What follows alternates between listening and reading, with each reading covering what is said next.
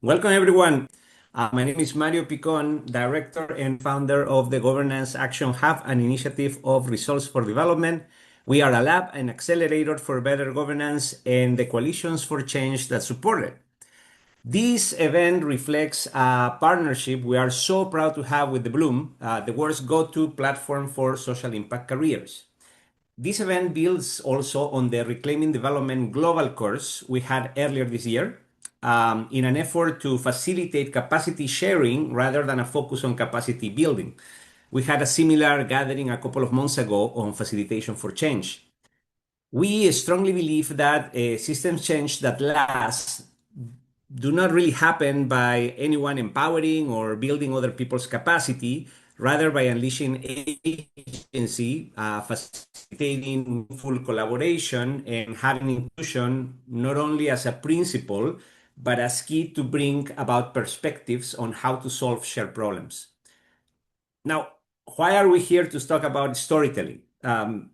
In our world, whether we work innovation, climate action, or governance, we have been very much trained to believe that if we just gather enough facts, present enough data, and write a detailed enough policy brief, well, the system that we're trying to affect will naturally, almost inevitably change under the weight of the evidence. Except it rarely does, and I don't need to tell you this. In the end, driving change isn't about the features of a policy or the numbers in an appendix, or at least not only about that. It's also about the stories we tell ourselves and each other that shape what we actually believe is possible. It is about people realizing that what has become normalized or acceptable can actually change. It can be better, and finding pathways to make that happen. Now, do not get me wrong. As someone coming from the evidence to policy world, from impact evaluations and econometrics, I understand the value of data and how it can strongly justify a decision or a course of action. I have found, as probably many of you over the years, that it is actually narrative what creates the impulse to act. That Overton window in public policy of opportunity that shifts things from unthinkable to policy. Evidence proves the need for reform, but it is life experience what gives people the agency to demand it. These concepts are not in contradiction. They need to be brought together. In a way, I believe that true reform is a human agreement to be remade. And that is why we're here today. Storytelling in the context of systemic change isn't just about good communications or public relations. It is actually a strategic tool for power shifting. And if we do not know how to use it, it may actually be used against us. Because in the end, storytelling is also how we can bridge the empathy gap between a policymaker and the ground realities, or how we translate technical complexity into human meaning. It is how we turn passive or resigned observers into active co-creators of their own development. So today isn't about theory or slide decks. This is not another session of the Reclaiming Development course. We are here to talk about actual experiences, the friction, the lessons, the shifts in power, the practical ways that stories build trust.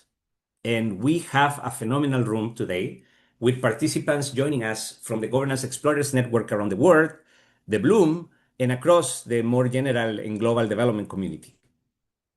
And we are joined by three magnificent, awesome practitioners who know firsthand how narrative shifts institutions.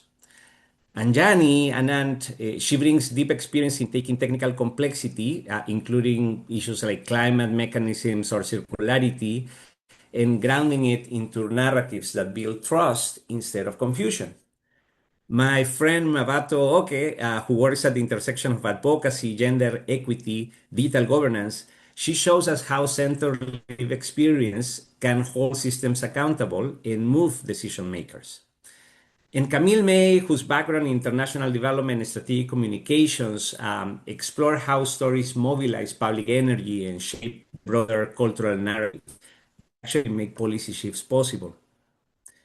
Just an announcement in any case, this session is very much designed as an informal living conversation. We just had amazing music. Thank you, Thais, for that intro. It was truly energizing. But later, we are going to ask you, the audience, to reflect on the change you are trying to create, who you need to influence, and the narrative that will help you get there. Please share your comments in the chat box or share them with us also after through email. Now, I'm just going to stop there. And to guide us through this dialogue, to keep us grounded and connect these powerful perspectives, I am so proud to hand the floor over to someone I deeply admire, the brilliant Jasmine Anona. Jasmine's own journey as a storyteller, a strategist, a community builder is rooted in amplifying voices that challenge dominant narratives and build connection across sectors. I don't think there is a better person to steer this conversation. Jasmine, thank you so much for being here, and the stage is yours. Gracias, Mario. Qué honor. That was such a thoughtful introduction. I'm so grateful for being here, for being able to guide this incredible conversation. It is so important. Like Mario, like you said, there's so many points that I wanted to touch on that you shared already. So I do want to share as well from my vantage point, the Bloom has led me to listen to so many different incredible change makers around the world. And there's three patterns that I think make this conversation so important. It doesn't matter whether you are directly influencing policy, whether you're just starting out your career, like this conversation is relevant for everyone. And storytelling, I think, is already becoming the most essential skill for people and organizations. And the three main reasons why is the first, we're living in a time of very, very, very escalating crises. Things are getting worse. And when things are getting worse, of course, things are getting better. I'm an optimist here, but in many cases, things are getting worse. And in that light, like storytelling is one of those things, like Mario was saying, where the impulse is what storytelling enables. And storytelling also is about community and bringing people together and making things make sense and building bridges. And in this context of our world burning, storytelling and choosing community and humanity matters a lot more, which brings me also to the second one, which is with the rise of AI content, the world is oversaturated now, especially social networks, right? So it's like, I think what you'll see today and on the questions that I'll be asking are all about, how do you actually stand out, in a world where everyone is creating content and everyone can become a content creator, what makes stories stand out and be deeply human? And then for the third, it's the funding cuts, with everything that has happened with the global aid freeze, which is still affecting many of us. I know that, and I've heard that so many organizations as well in the Bloom want to understand how do you actually position yourself to not chase, but also to attract, potential funders, collaborators, partners, like in a meaningful way. So I hope that in this context as well, like this is something that, really feels practical. Like that's also why I said yes to facilitating today. I feel like Mario and the team did such a great job at emphasizing the need for something more practical. So with that, we have three brilliant women, like Mario mentioned, whose work really spans across climate, advocacy, governance, journalism, communications, all the things. Before I go into asking them a million questions, actually there's just 10, but I do hope that you'll also start dropping questions in the chat. We do have some guidelines because this is also a Bloom co-hosted event, and we believe that rules are essential for building joy. So if Thais, you can go perfect to the guidelines slide. Yes. Okay. So you feel comfortable, keep your camera on. If you don't worry. I feel like it's always nicer to see people's smiles live, but it's totally fine if you don't feel you're comfortable with that. Every time you hear something very meaningful, which will be a lot that speakers say, just write seed of wisdom in the chat and something that stands out to you. I feel like this is all about participatory listening as well. It's only going to be an hour, really an hour and a half. This session will go by super fast. So be present, and maybe some of you have your AI note takers, but ditch those and practiced Seeds of Wisdoms. This works really well. And Thais will give an example. Try to close all your tabs and, just share your reflections in the chat as they come along. You never know, what kind of solidarity and community building your own storytelling live in the chat could actually lead to. So with that, I would love to then ask you if you agree to these guidelines. Please confirm it by dropping in the chat yes in whatever language you want. Puede ser sí en español, oui en français. If you are down for our rules, thank you. Okay. Who knew rules could be so fun? Oh, Susan, you're here. So cool. Okay, thank you, everyone. Hi, Claire. Okay, cool. Perfect. We are ready. We are warmed up. Okay, vamos. Let's get to our amazing speakers. I'm so excited. Mario has already given an amazing introduction. To be honest, I can't compete with that. So I'm just gonna bring you guys, and we're just gonna get straight into it. So come over to my couch. This is indeed the exciting couch I would love to actually be hosting this and facilitating this dialogue on. Welcome, Anjani. Welcome. See, welcome, Abato. Welcome, Camille. Okay, we're gonna start really simple. First, I'm gonna ask you all to unmute yourself. Well, not all of you that are listening, sorry, I wish, but just my lovely speakers on the couch.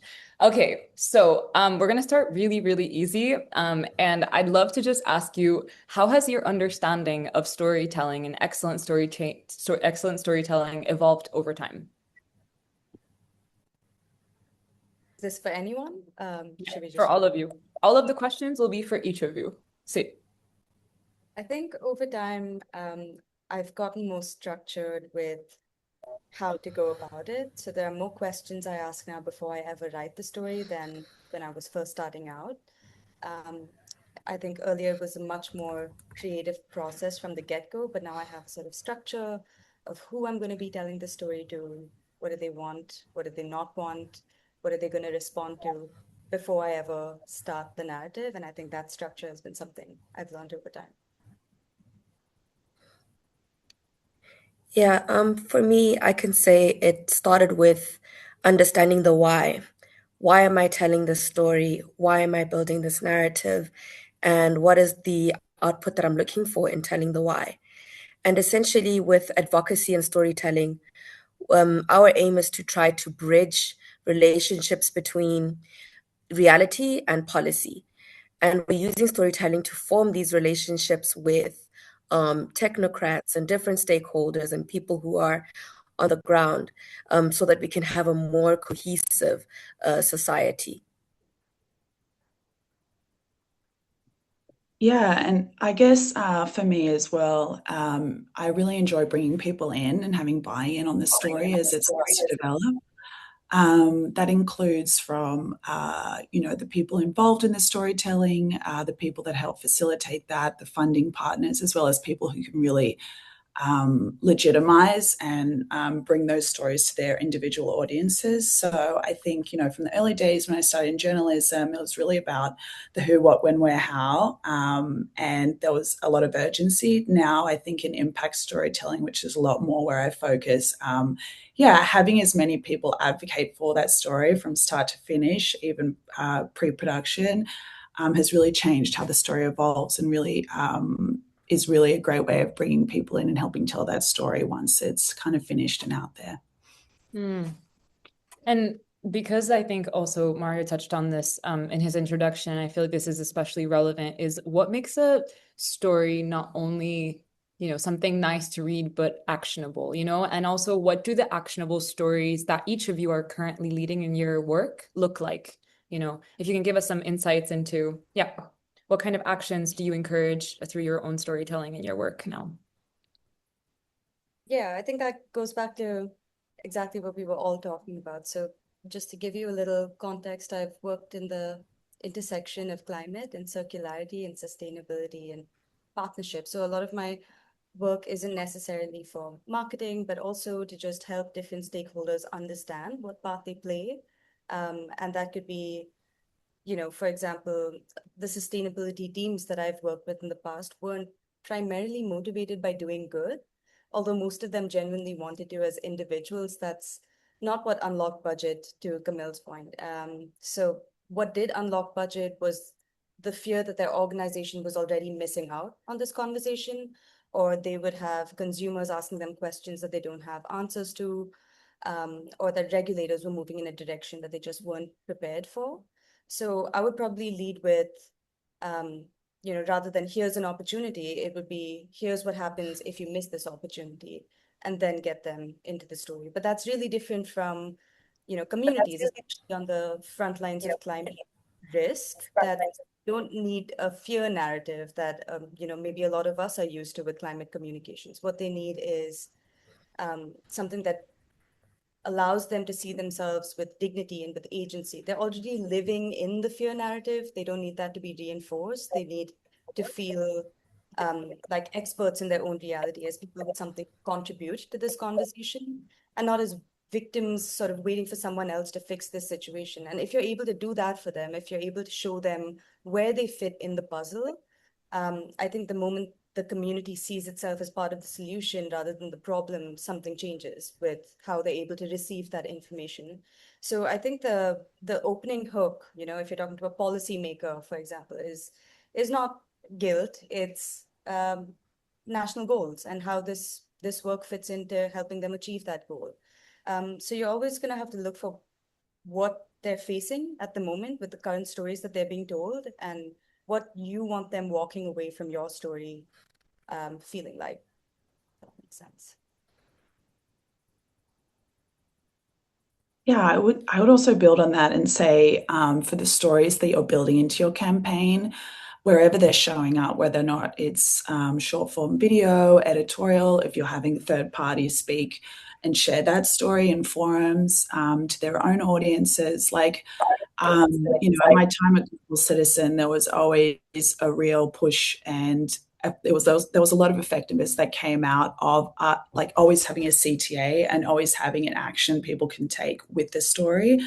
Whether or not it's asking them to share, whether or not it's asking them to maybe have some dialogue in the comments, or literally take action and visit your website. Having people see themselves as their outcome has always, in my experience, driven a lot of success. I mean, in large audiences as well, in a kind of more general audiences. And also that has helped translate when it came to sort of influencing policymakers, bringing them into the story and also really finalizing the positive outcomes of that story when it came to decision making in a public forum. So yeah, just to kind of build on that point. Yeah, I guess I can say on my part that keeping a story as specific as possible actually brings a lot of universality and relatability. What with my narrative building, I usually focus on some specific aspects of policy gaps and align them to some specific realities that are coming out from the ground, and they tend to create a lot of universal reality or universal relatability, because even when people exist with different privileges, we also exist with different contexts. And because we're living in different contexts that are very flexible and all work as moving parts, that relatability ensues, and it really helps highlight policy gaps, and then gives not only potential recommendations, but it also offers what alternatives are existing on the ground that can be incorporated. So creating that specificity, allows for alternatives to also be brought up and linkages to be created that are a bit low lift. Sometimes they also are alleviating certain budgets, if that makes sense. So yeah. Yeah. And getting into the specificity of storytelling, because it is such a broad word and such a broad concept. How would you break down storytelling into different like essential skills? What are the essential skills that make up excellent storytelling? Especially, let's talk about like as an individual. Like for individuals, how do you become an excellent storyteller? I think for me, the big one is empathy. If you're not working from a foundation of empathy, you're probably never going to understand the perspective of the audience that you're telling the story to. And to, I think, a lot of what's been spoken about already, if you don't connect and you don't show them you don't address that context gap, for example, you're never really going to get any outcome. So no matter how good your CTA is, it's never going to take, because it lacks a connection. And I think, that's a hard quality to kind of just build through a workshop or through a session. But I think having that framing, that framing when you enter a conversation, of fully understanding and embodying what kind of problems they might be facing, even if it's someone you're going to for funding, for example, that's not the framing you would go with. You would go trying to explain your problem to them. But I think just flipping that a little bit and fully trying to understand what are their constraints in being able to do the action that you want them to take, really helps you put it forward in language that they're more willing to understand, or they're more open to. So yeah, it's not a skill. I don't know. I mean, skills, yeah, can always be built. Copywriting, those are things that can be built. But I think the framing is much more important for any of that to land. I think also mapping out your audience and understanding how your audience prefers communicating. So do they prefer simple language or more technical language? Because this can vary from different stakeholders. And also, what were the best useful tools for different audiences? So, for example, with storytelling approaches in advocacy and communications, sometimes traditional media works better. Radio may work better with older audiences or audiences that live in rural areas. Sometimes roundtables work better, or fireside chats work better.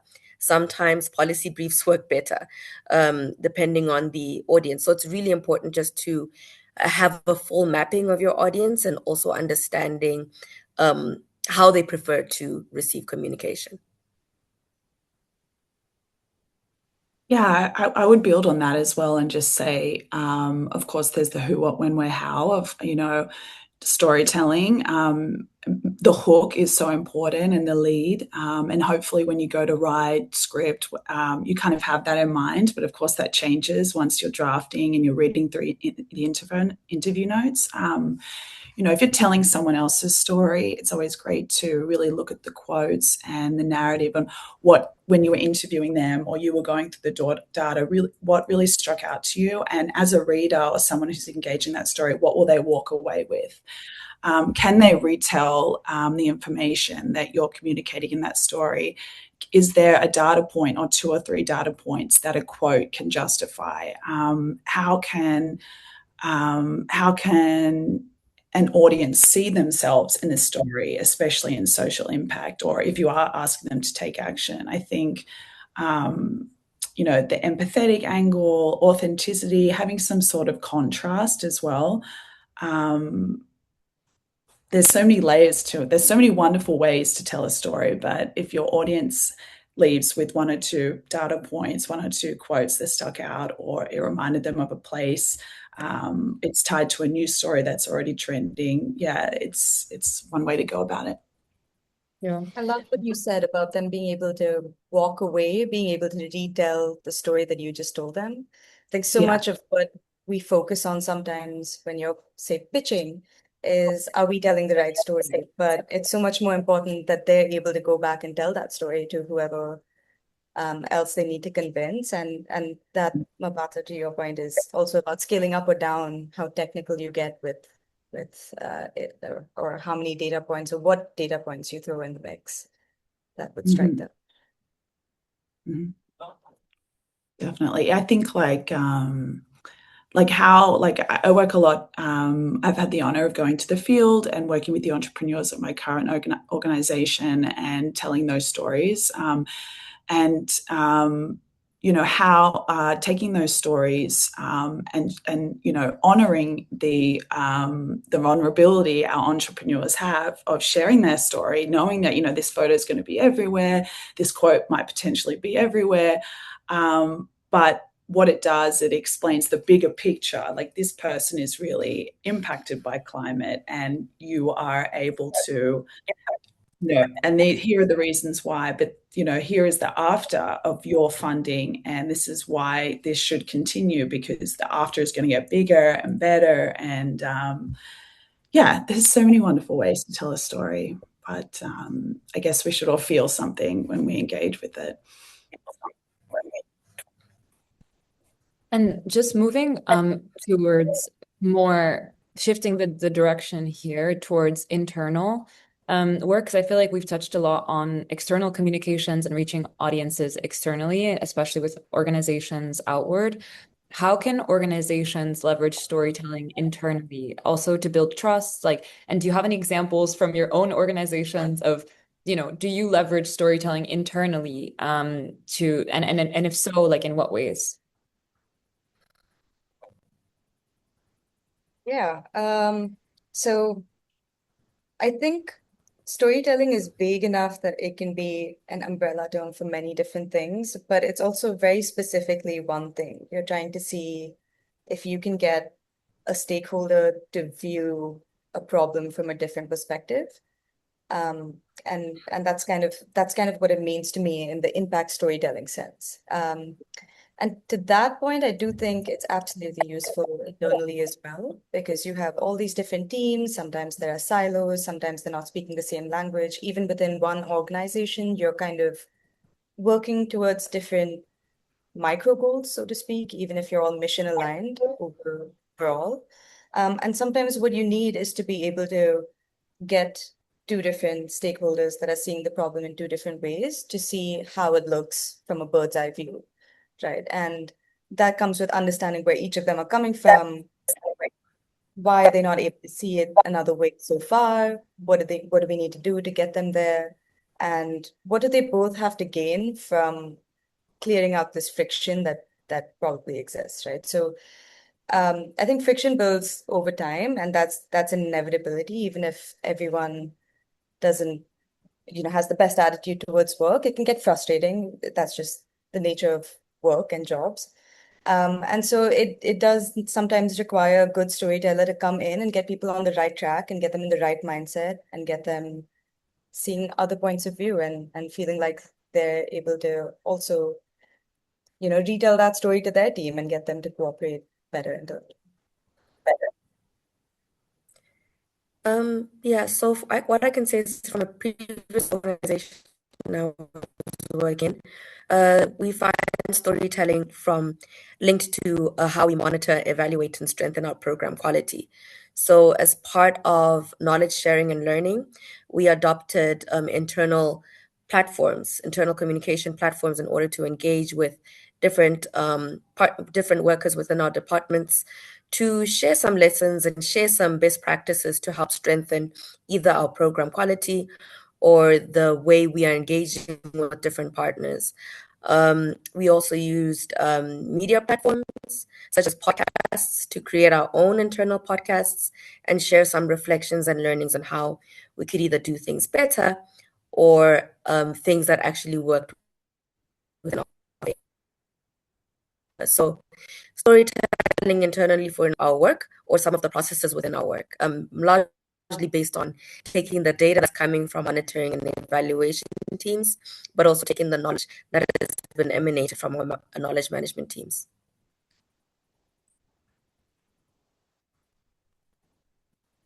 Yeah, that's a really good point. I think turning metrics into narratives, and from a really practical level, creating some sort of story bank where maybe there's 4 or 5 stories that have resonated really well, that have been retold multiple times within the organization, that can be summarized even further into 2 or 3 lines that people can really use. I found that the organization I work with now, people really see themselves as facilitators of change in their social impact, and anyone from the people are really aligned with the entrepreneurs that we support at every level of the organization, and we see ourselves as co-collaborators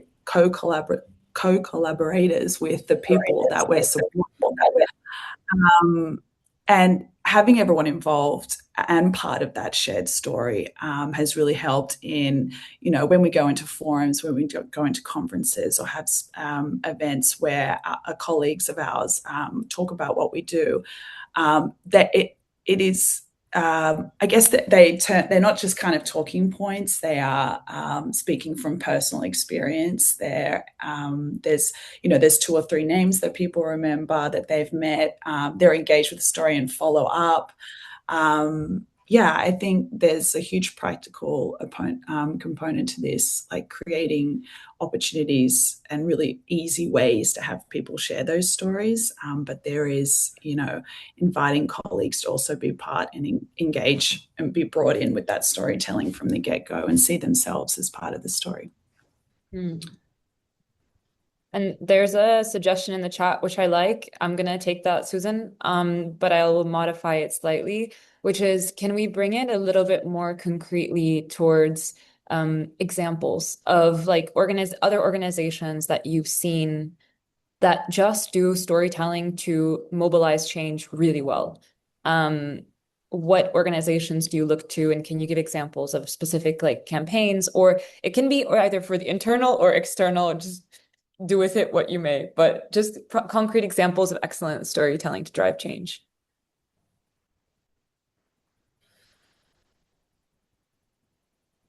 Sure. I think I thought about this a little bit before today, and like this is not on purpose. I'm just speaking about the last organization I worked at. They're called Global Citizen. They are based in the US, but they work globally, and they kind of tackled some really hard issues. There was the Power Our Planet campaign they did in Paris in 2024. Essentially, it was trying to make their general audiences care about climate finance and redirecting finance from the World Bank to countries that needed to have their debt forgiven. It was a bit of a difficult story to tell an audience that had essentially signed up to their platform to engage with people like Billie Eilish and Shakira, for example. But by doing that, they elected kind of carriers of that story and reached out to people in countries and communities that were impacted by climate, and kind of collected those stories and retold them and asked them to explain. I kind of gave context as to explain why this issue specifically was important. So while sharing these stories, editorial, social, video, in the lead up to the campaign, they were also educating the audience at the same time.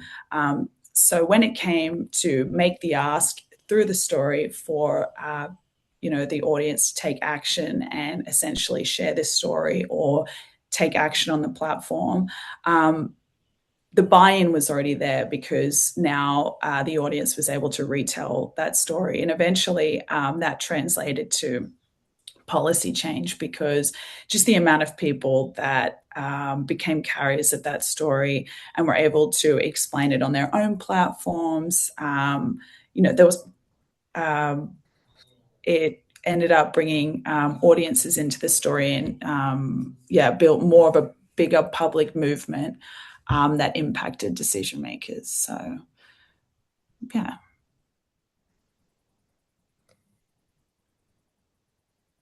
So maybe what I can share is a practical example in my country, Botswana, from one of the projects I worked in 10 years ago, with a takeaway that advocacy does take time, but even with advocacy and storytelling, it does lead to positive outcomes. So in 2016 and 17, I worked with a couple of other young people to create a platform that addresses youth unemployment through job readiness trainings and also connecting young people with companies. And so we started out kind of highlighting a lot of the realities of young people that are facing unemployment, but we realized that what was useful is highlighting pledges of small businesses and interventions that are run by young people that are part of the solution. And the solution being getting more young people employed and also helping reduce the mismatch, skills mismatch between unemployed graduates, job seekers, and the market needs. This is something that was from 10 years ago, and we had run the project for 3 years, still with the storytelling, and we found that a lot of the communications that we had brought out and sharing the best practices and our impact was documented by different organizations, including the ILO in Southern Africa. 10 years later, Botswana has created a youth unemployment strategy. And from the youth unemployment strategy, as part of the presentations, some of the case studies that came out of the presentation was from our project, one of our many projects. So showing that advocacy takes time. It needed a little bit of more time of buy-in, a little bit of more time of engaging with different audiences, but it did bring more urgent need and more amplification, not only for the country, but on a global level of some best practices that work in helping bridge these gaps. Yeah, I think, shout out to Bloom. I love the way that you're building community and some of the stories that you're telling. I think some of the ones that I can recall off the top of my head that are more international are like Give Directly, and some of the messaging that they do about having beneficiaries be the authors of their own stories. I think that the way that they're working on reframing giving in that sense is just really nicely done.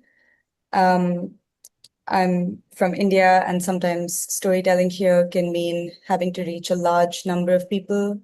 So I think one of the really successful stories from the past has been the Green Revolution, where we were facing food shortages from famine and drought. And there was a really successful storytelling campaign that got people to use more fertilizers and improve our crop efficiencies. And unfortunately, the story was told way too well. And now we're looking at our soils being depleted from fertilizer overuse. And, it's been a few decades since then. So the needs have changed, the times have changed, the narratives that we should be telling have also changed. There's improvements in soil amendments that wouldn't do as much damage, but would give us crop resilience. But where somehow we've told the story too well, almost, where people, smallholder farmers who have a lot to lose from one crop failing, just take a lot of time to trust something new. So sometimes, I guess the flip side, and why I'm sharing this particular story is that when you tell a story too well, sometimes there's repercussions to all stories, and so we should think about what the scale is and the length of the stories that we're telling and the sort of reactions to it. And obviously, it was a great thing. It was a great movement. We study it in our history books. It saved a lot of people's lives, but it's not the need of the hour right now, and our needs have changed, and there's a need for a new story. And so that's something we should always be looking at. Where does the need for new stories arise? And on a more positive note, just shout out to my last organization, Repurpose Global. Top of funnel work is so hard when you're building an industry from scratch. If it's something like voluntary contributions to fix waste management supply chains in the global south, that's a really tough conversation to have. That's a tough story to tell someone in North America asking us why we can't do this work in their backyard, because that's what customers understand and consumers would be willing to pay for. So that's a storytelling gap where you not only have to help them tell their consumers the story, but also help them understand how all our waterways are the same. Plastic leaking from one place is going to affect all of us. The intersectionality of the problem. Who are the people who need to earn additional income, or to be able to protect these biodiversities and these ecosystems that affect all of us. And so it's so complex. I think a lot of us are dealing with storytelling, not just in our little lanes that each of us come from, but also the larger sustainability and intersectional development poly crisis, right? And so being able to pick threads from different layers just helps kind of build that story a little bit and makes it a little bit easier to digest and understand. Yeah, those are some good stories that come to mind, or effective stories rather than good. Yeah, I think just now that I'm thinking about it, Earthrise Studio on Instagram, they do really great and interesting work. And they do some really interesting content partnerships too, which is always another way to get funding. And to maybe, it's not always the most popular way, but they've managed to do it pretty quickly. And Commons Earth also does some interesting stuff, which I've seen on Instagram as well, if you want to take a look after this. Really visual, but really kind of educational, ethical at the same time. So, And we have a lot of organization leaders here, so I want to propose something radical to each of you. inspired by Anjana, your points around how stories need to evolve, right? Like, and I think so often companies get stuck, not because it's the effort of like changing the narrative, but then also because like it's so difficult to evolve like a company's narrative, no? But also it's such an art. Like the art of storytelling is also about ritualization. And it's hard, I think, for companies, and it may be getting easier now that they see that storytelling is something so essential to invest in. Um, but that point on ritualization is something that I don't see that often. It's maybe more siloed to like the marketing team, as if storytelling is just relevant there to social media, right? Like, which is absolutely not. If you could each, and here's the radical proposal, if you could each have like, you know, every social impact organization today, like on this planet, is going to adopt some of the rituals that you propose, like organization wide. It could be anything that you think would strengthen the organization with their storytelling. Interpret this how you want, but storytelling rituals in organizations, what would you propose and why? I think a simple one to the empathy building point, which we did in one of my last organizations as a team, that really built cohesion was, just a win and a loss from the week, both professionally and personally, and having that be something that's across teams, across everyone. It doesn't take more than, 30 seconds per person, but it really helps you see people as more than just who they are at work. And that helps you then relate to them, and be able to speak their language a little bit better. So I think, yeah, that's a simple one, but in a more for brainstorming, I think borrowing the language of design thinking, having a how might we question lead the ideation of the story. It helps anchor what you're trying to achieve because your how might we do X or how might we achieve X kind of then anchors the whole exercise. But it also just the framing allows for more creative thinking, I think, and allows for blue sky thinking without you having to say that, oh, this is a blue sky session. It just sort of opens the doors for everything is possible. How might we do this? I think also just bringing people in, like if you're stuck with a problem internally or otherwise, I don't know if this is a ritual, but if you're often tasked with finding cohesion internally and you're not really sure how to do it after a point, I think just getting people to think about how they might do that job sometimes also unlocks doors, and also just gets your own gears running if you're stuck. So those are three that I might suggest.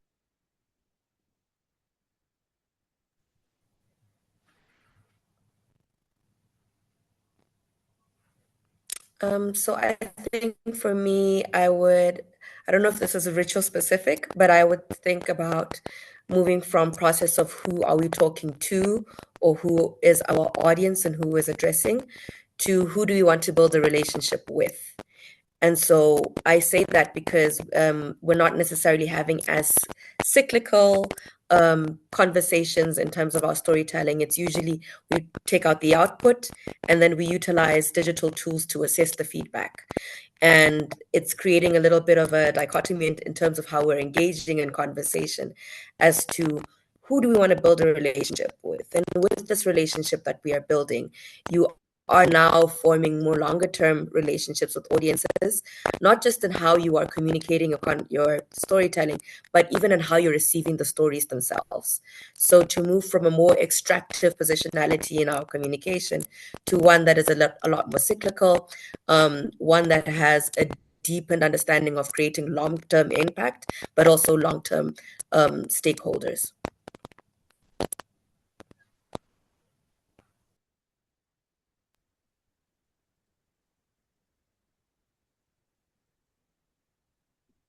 Sorry, this is a great question because I think, we could talk about this for hours and hours. There's people who do communication and storytelling for most of our week. I guess from like a more practical perspective, I mean, with, colleagues of mine, organizations I've worked with really had to look at how their storytelling and their brand following like USA cuts last year. I think a lot of people looked at their brand and how they were telling it and really had to repivot to appeal to different funding resources, but also still maintain their mission and the legacy of their organization in kind of really turbulent times. And one strategy that I know brought our organization together was kind of using, when times were, everyone needs to be motivated and still working towards a shared goal and a shared mission, we really incorporated 5-minute storytelling in our bigger meetings. We were asking colleagues to recall moments where they themselves had been working in the field, reports that they'd produced over a 2-year period, impact data that stuck out to them. So really everyone lead, and that's still, we still try to incorporate that into our larger meetings. But yeah, just having really simple entry points into, I guess, general day-to-day organizational meetings that incorporate storytelling at the top or the bottom of the call, and just asking people who normally don't have the opportunity to think that way for like 1 or 2 minutes, and again just bring themselves into the story and eventually hopefully be able to tell that story to someone else when the opportunity arises. So yeah, and as far as like reflecting on last year and the USA cuts, from a branding perspective, when everything seems chaotic, it's a really nice way, in my experience, to unify a team and to constantly remind yourself and your colleagues of the mission and why we're doing the work, and in doing so remind funding partners and implementation partners of the work that is so important and needs to continue to get done. So yeah. Okay. Thanks for your openness towards the more different question. Radical.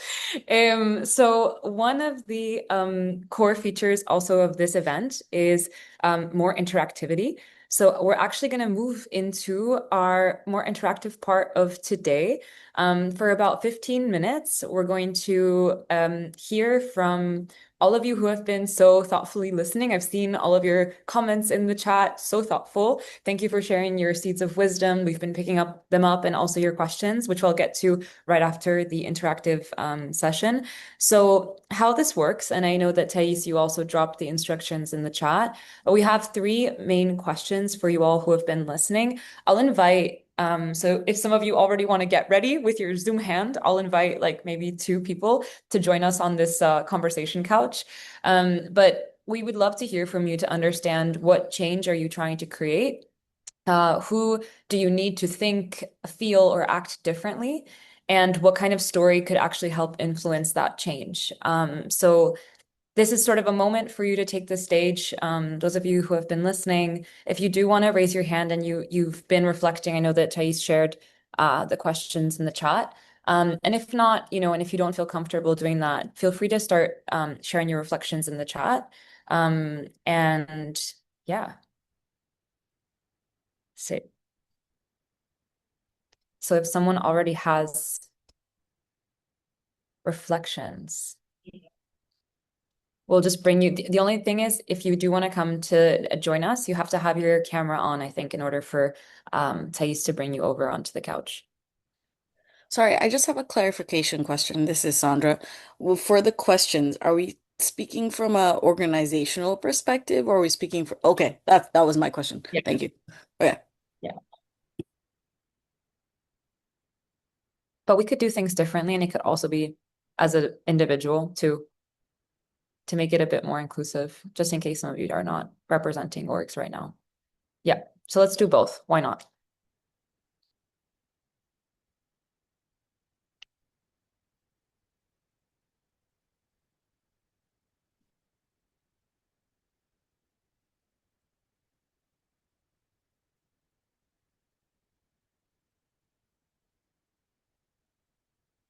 And as we're sort of waiting for folks to share their reflections in the chat, I'm wondering, like for the three of you, um, what should be on, the tech stack side, like while folks are reflecting, something that I think we had all talked about, but is kind of the elephant in the room is around the technology. By the way, for everyone who is still who's listening, just feel free to raise your hand and I'll pause and then we'll like bring you over, but just to give you some space.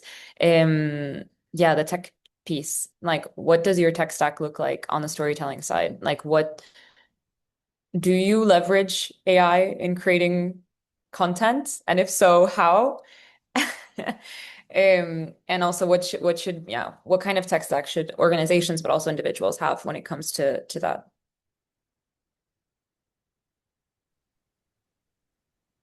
I saw a question in the chat just related to this question about working with international and global teams and translating content across languages, but also making sure that there's consistency on messaging. And one, which is a great question, I think, at least something that I have a lot of wonderful international colleagues that work in communications, and I really rely on their stories and their story. They're capturing photos and the stories from the field from my own work. I use Claude, and I've trained like one specific Claude bot in our brand voice. I also I think it's a really great way if you're using AI to look at any funding partners or brand guidelines of other organizations. And AI can be a really great first look at making sure there's consistency across guidelines. Also Canva, the free version, is also wonderful. Also for media monitoring, if you can't, if you want to really focus on thought leadership and press and media monitoring, there's also AI, free AI chatbots that monitor that for you as well, without having to pay for like big media subscriptions, at big agencies and stuff. So there's so many ways to, and for colleagues that are based in country offices, also asking them to use anything that you build the same way, and also just adhere to like general editorial guidelines. But you can also asking them to use AI to kind of give it a first look if needed, editorial wise, before you receive it. So, but yeah, there's many ways, many things you can do.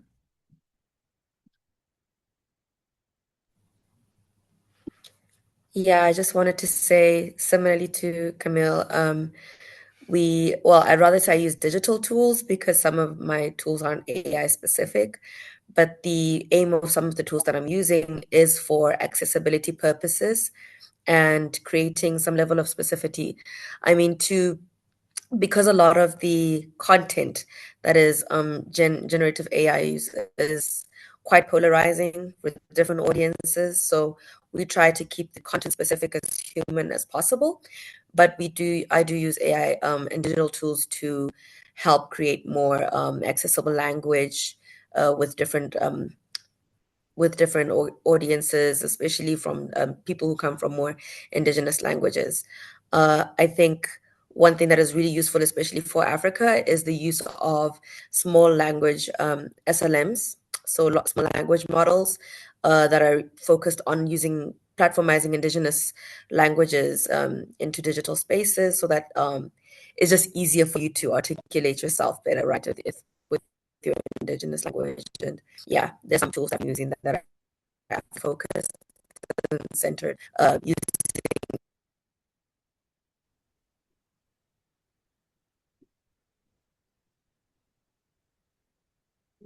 Mabato, Yeah. I think we. Oh, so, go ahead. No, go on. Did you also miss the last part of what Mabato shared? I did, Or yeah. was I that was just me? gonna say I wasn't able to hear too much of the last bit. Mabato, do you just mind repeating the last part of what you shared? We lost you.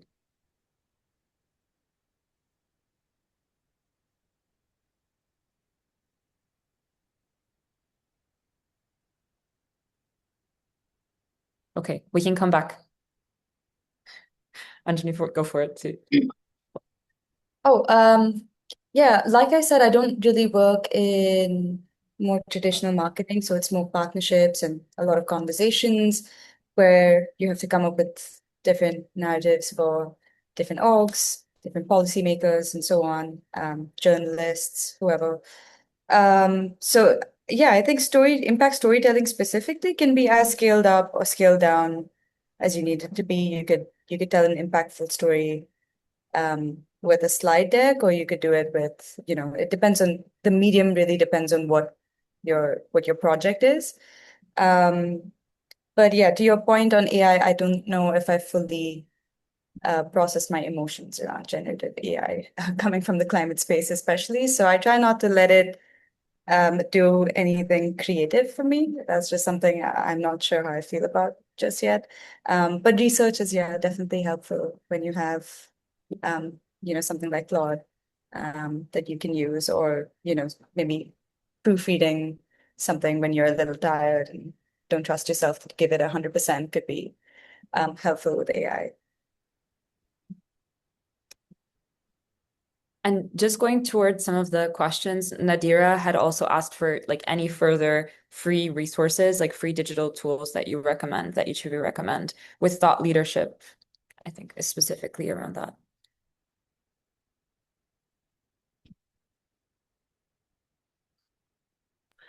I'm actually looking for the name of it, but there is a plugin, a media monitoring plugin that you can use. The earliest one I used was on ChatGPT, but I believe there is one on Claude now. And that's really great if you are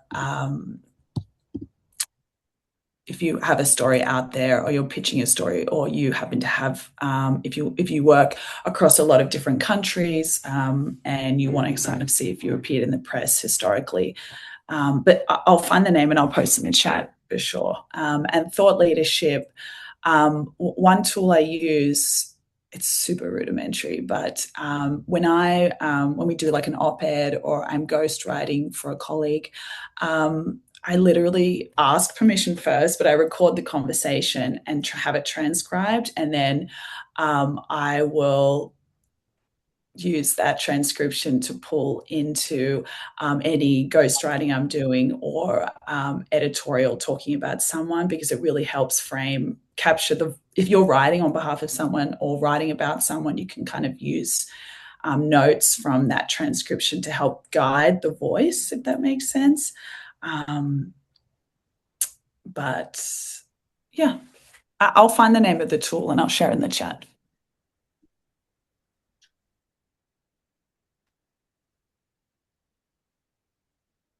How about you, Mabato and Anjani? Any more like free tools and resources? I'm also thinking, like, how do you stay up to date on the like, is there any, aside from, of course, paying attention to individuals, organizations, like how do you personally improve like your own relationship to storytelling? Like, where are you finding inspiration? If you subscribe to any newsletters, like social media accounts, like this kind of, yeah, just all the links. We can create like a nice little resource guide after the event too. Yeah, I don't know. I'm trying to recall if I subscribe to anything that's specific to storytelling, which I can't recall, which probably indicates that there's a bit of a gap there, for anyone who's interested in filling that. But because my work is a little bit more technical, and I'm a deeply non-technical person in my training, what really helps me is just learning more about climate and the co-benefits and the effects and the causes, or circularity, or whatever problem I'm working on.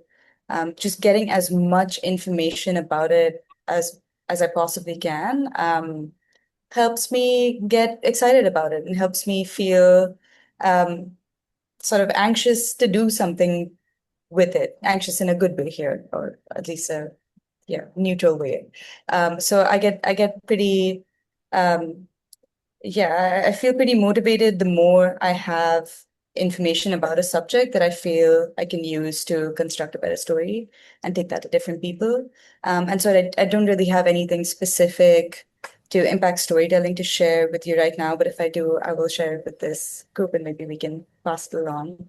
But yeah, it is a lot of climate newsletters. It's a lot of circularity news and yeah, just social listening on some of that stuff.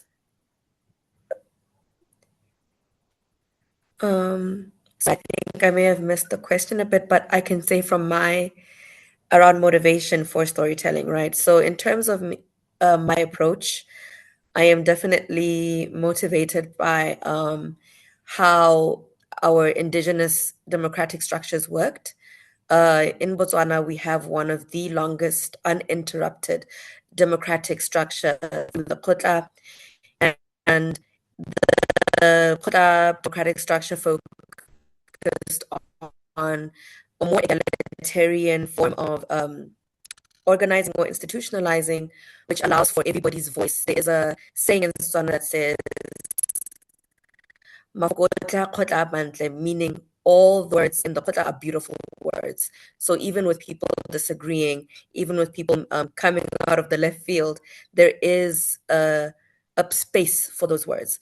And so I utilize that approach that really makes me more focused on building relationships, building trust and advocacy. And though there are people who may be in the opposition, for me, I take in information. Why are they in the opposition? Where are they getting this? Where are they getting their information from? What does their information look like? What language is attracting them?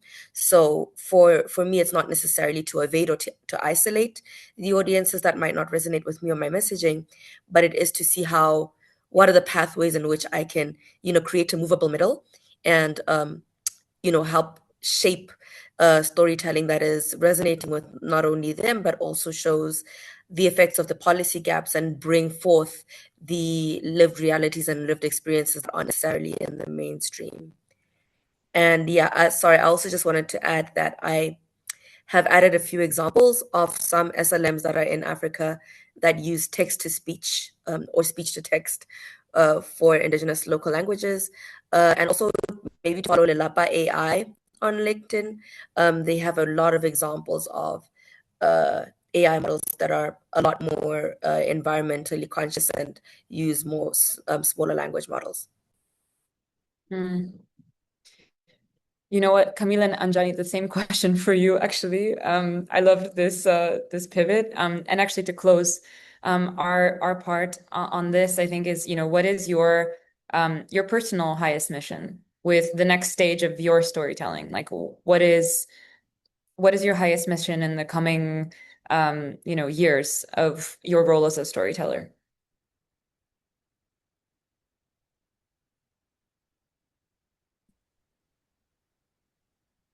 Yeah, I think that's a great question. So I would probably have to say that as long as I'm doing good and doing justice to climate education and a general inculcate, if I'm able to inculcate a sense of love for the planet and its inhabitants with my storytelling, and a genuine excitement to go out there and see what we can fix, and to do our little bit. I think that's my highest ideal with any of my work, but particularly with the stories that we tell. And yeah, I think what motivates me is exactly that. I think when I was much younger, I come from a very typical middle class Indian family, and I always said I wanted to do good when I grew up. And my parents would say, in our own language, that you should do good for yourself first before you go out there and do good for the world. And I was pleasantly surprised as an adult that that's not true, and you can do both. And that's what motivates me to be in this space, even though I entered with pretty much no knowledge or no reason for anyone to give me a chance to work on these deeply technical subjects. But the reason why I'm constantly trying to learn more, I'm constantly trying to do my best and give my all to these spaces is because, yeah, I genuinely just love the planet. And if I'm able to get even a couple of other people to feel that way, that's great.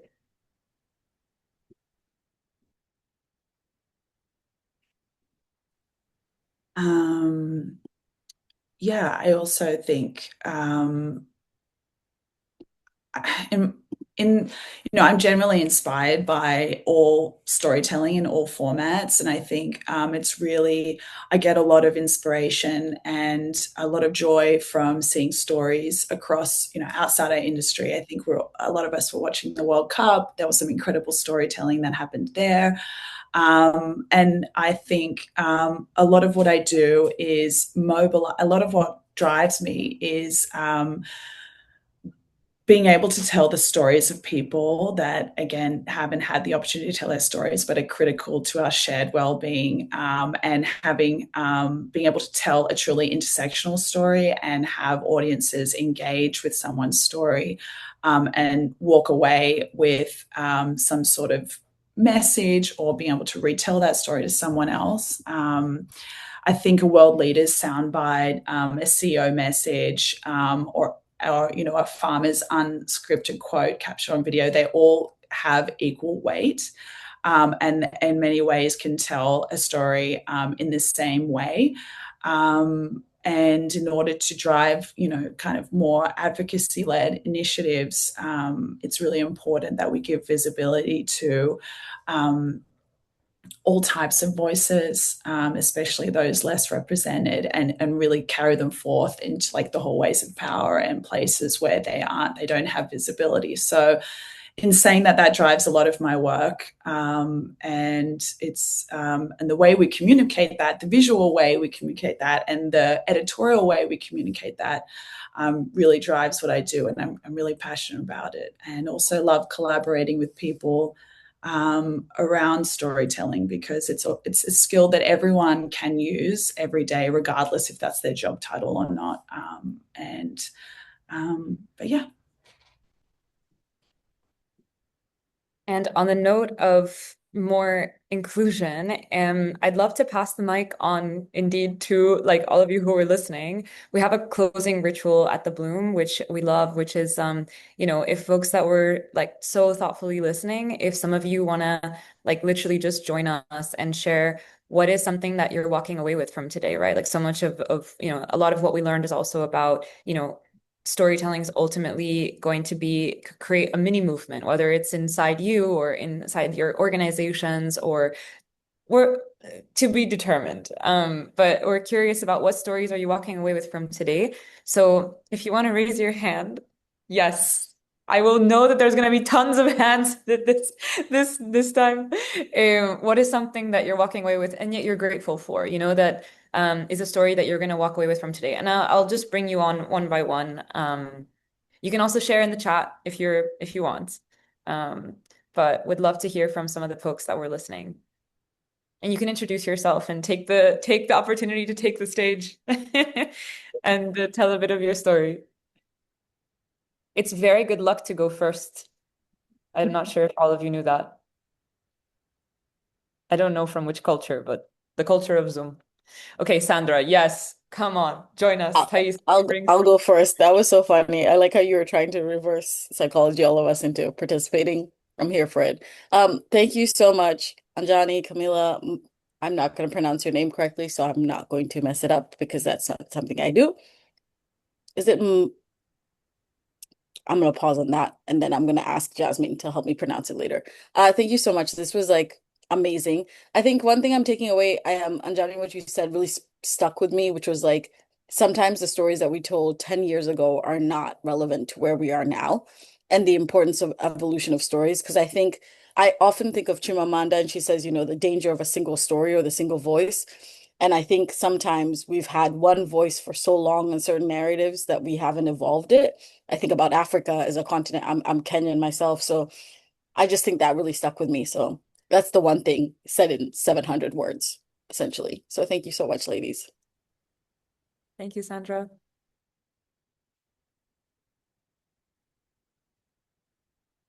Who else would like to join us? It's also lucky to go second.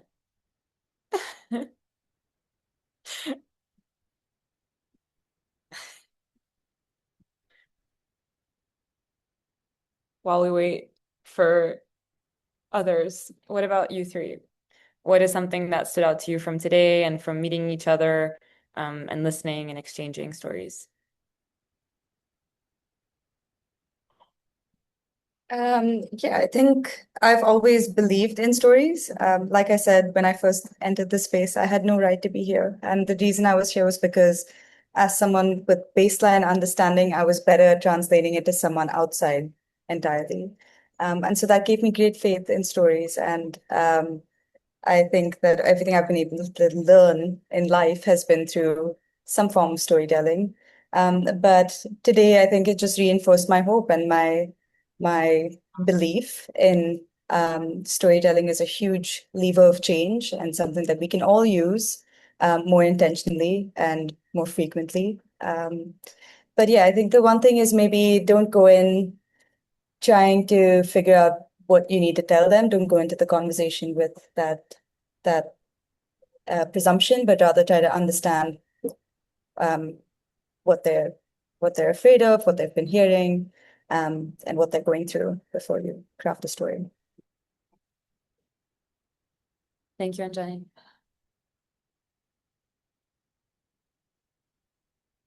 Mabato, what about you? So for me, I mean, I was all about building relationships, but really it is focus on building bridges. Rejection is information. Learn what is happening beyond the audience scope and learn how to tailor your messages to different people and align. Focus on alignment. We're living geopolitically in a pretty polarized world, and storytelling is one of the essential glues to help bridge the polarization and move towards social cohesion.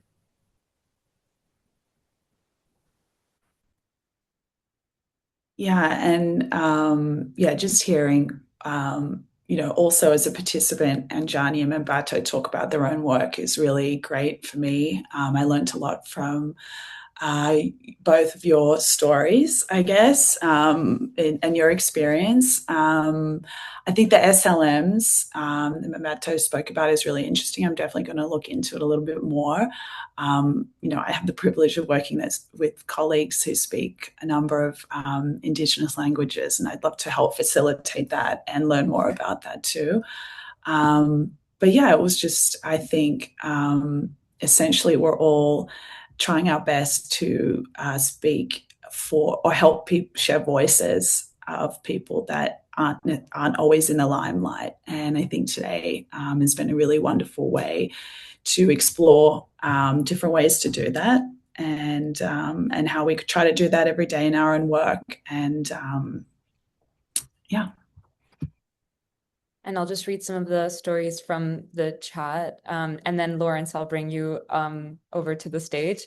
The story I'll remember today is this: people may forget our data, but they rarely forget how we made them feel. Real impact begins when people don't just understand the story, they see themselves inside it. That's the kind of storyteller I hope to become. That's Aisata. And then we also have a note from Anna. I love the discussion today. Thank you all for the incredible event. What I'm taking away is that storytelling moves people, movements, and initiatives, and that we need to always be on the lookout for these stories everywhere. And Susan says, one takeaway is that storytelling isn't a nice to have. It's essential to bonding movements, changing minds, and opening hearts. Lawrence, the floor is yours. I saw your hand. Thanks, Jasmine. And thanks everybody. My name is Lawrence. I'm from Guyana and I work on forest-related stuff. And I wasn't going to say anything, but then it just really hit me. I went through the participant list, and I know somebody needs to say it, so I'll just say it. It's mostly women in here. So first of all, kudos to the gender dimension in this, and perhaps that makes sense, right? We're dealing with an empathetic type of approach through storytelling, and you, as a species, as a gender, you bring, I think much more of that than men do, but that's still a challenge because we do need men to get this, and really just say thanks very much for your leadership on this topic. I've found that, in fact, in trying to create governance change, the scarcest resource is not so much money and technical competence and capacities and stuff like that, but it's actually hope. People don't on the ground don't think change is possible. They don't see a reason to do things differently because this is just the way it is. There's a kind of just a resignation to the way things are at the governance level, particularly political governance. So what you're trying to do and what I take inspiration from today is just that there are different ways, and we need to try and find those ways creatively, navigating the corruption within social media and AI and all of the things that you've talked about, and how do we keep integrity in the conversation. So thanks very much for an inspiring hour plus. Thank you, Lawrence. And Robinson's has said, the evolution of storytelling is something I'll keep in mind from the event, and it will remind me that I will always need to be adaptive. Yes. And I do have a mini challenge for everyone that was listening, which is to ritualize this in your own life. Ritualize, it starts from us as individuals, and we're part of the collective, but it also starts with our own action. And that's something really meaningful. So creating rituals for how do you connect with your own story, and that is probably the story, and it is. And so many of us believe that we are, as individuals, the sum of all of our ancestors. So it is not the story of one individual, and there's not that. But I think holding space for seeing and gaining perspective on what stories you're telling yourself as well is very, it's so important, so fundamental. Yeah. But thank you everyone for having been here. I'm walking away with just so much hope, actually, to borrow Lawrence, your word, because I think this is a subject that, in fact, for so many years, maybe decades, forever, has been pretty overlooked and sidelined. And I think a lot of folks still see this as fluffy, but this is storytelling is power. Make stories visible, make your stories visible, make the stories of others visible, pay attention to stories that aren't being told just as much as the ones that are being told. No, it's not what people are saying, but pay attention to what's not shared, who's not in the room. Also, like what Lawrence actually made us observe. Very important. And also, if they're not in the room, bring them to the room and tell their story. We all can make a difference, and it really can be as simple as just writing a story in your own life for yourself. And also it can be as simple as showing up to this Zoom event today. So yeah, thank you everyone for having listened. I'm gonna pass the mic over to Mario, and a huge thank you to Mabato, Camille, and Anjani for your just your presence. Honestly, I know this is a subject that you're all super passionate about. We could have gone in I don't know, 100 different directions. Shout out to you for having kept it so clear, because I know that when there's so much passion, it can go everywhere. So yeah, that was wonderful to listen to you. And wish it could have been a 5-hour Zoom call. Mario, te paso el micrófono. Gracias. Aquí lo recibo. Thank you so much to everyone that has participated in this session. There's really not much to say. The only thing is that we'll make sure that you receive the comments, the resources that have been raised by this community throughout, and also some key summaries of what has been discussed here. In the end, remember, it's like when we share, when we collaborate, as a family, as a group that is going towards a common set of goals and objectives, in this case, using storytelling for change, this awareness and this use of the tool as a power shifting tool in the work that we do, we only grow stronger, not only in numbers, but also in impact. Remember that we're part of a community trying to drive positive change around the world. Just go for it, use it. I hope that this has been useful, regardless if you are new to the topic of storytelling or you are somebody that is quite experienced over time. As Jasmine and our panelists were mentioning earlier, right? This is very much about the experience. There are several frameworks maybe that you are going to see out there.